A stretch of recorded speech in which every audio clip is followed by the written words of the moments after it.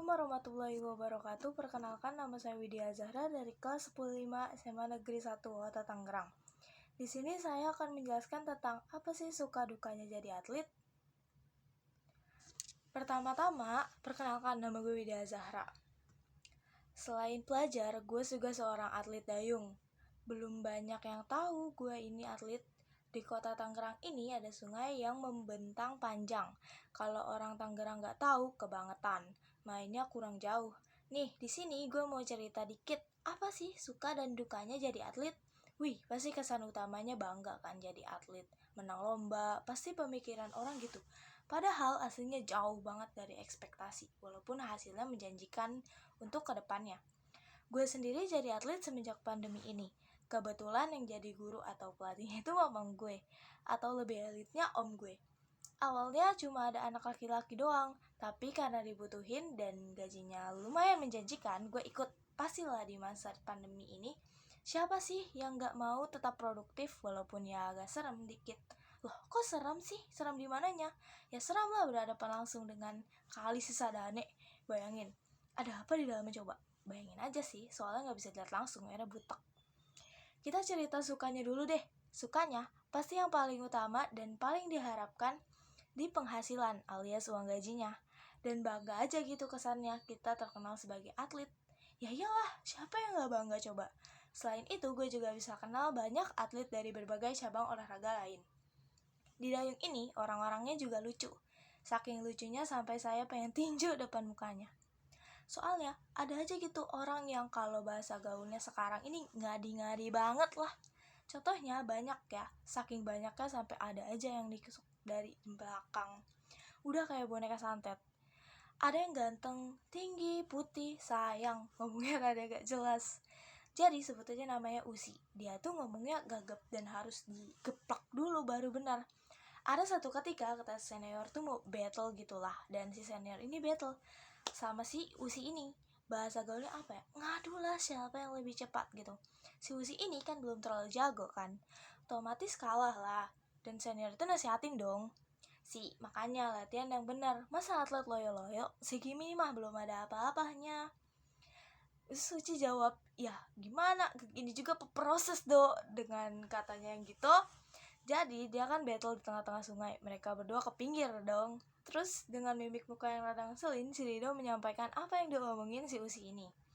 Tadi masa si Usi tengah bilang gini, kekini juga proses do. Sontak langsung teman-teman yang lain ngakak gak berhenti gara-gara hal itu.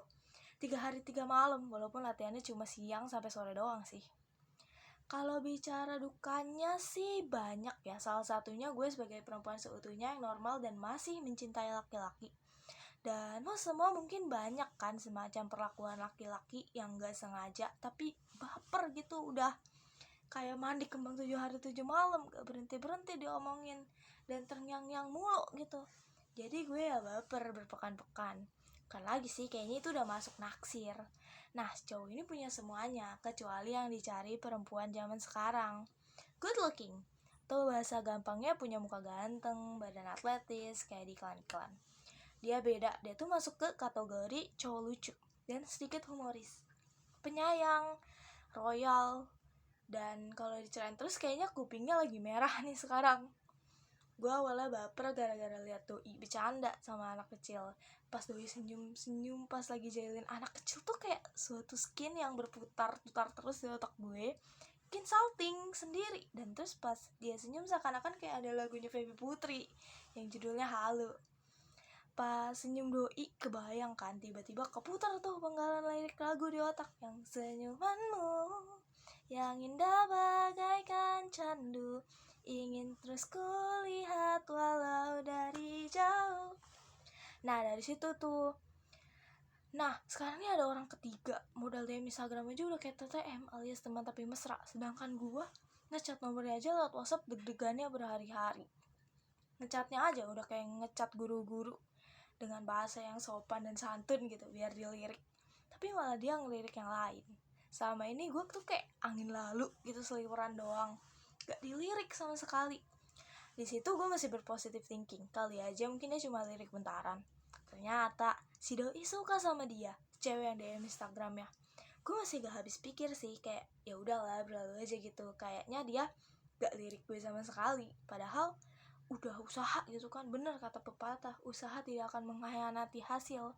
Tapi kalau gak ada hambatan, di sini seolah-olah berputar lirik lagu Feby yang sekarang aku pun sadari semua hanya mimpiku yang berhayalah kan bisa bersamamu.